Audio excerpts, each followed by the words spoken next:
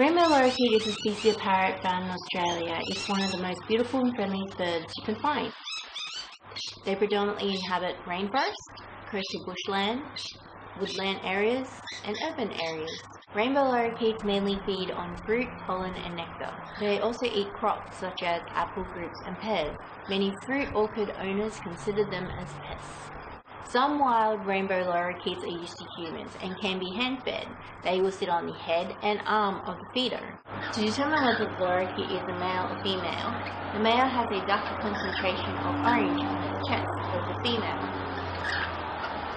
During breeding season, when the birds feed as a flock, the males often puff up and produce a threatening display, hopping around his partner and ensuring competitors don't interrupt her feeding. Lorikeets are monogamous, therefore pair for life. Rainbow lorikeets often travel as pairs and occasionally respond to calls to fly as a flock.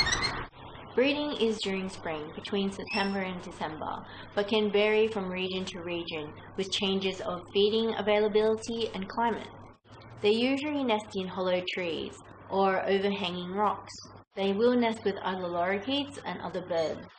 Clutch size is between 2 to 3 eggs, and incubation is roughly around 25 days.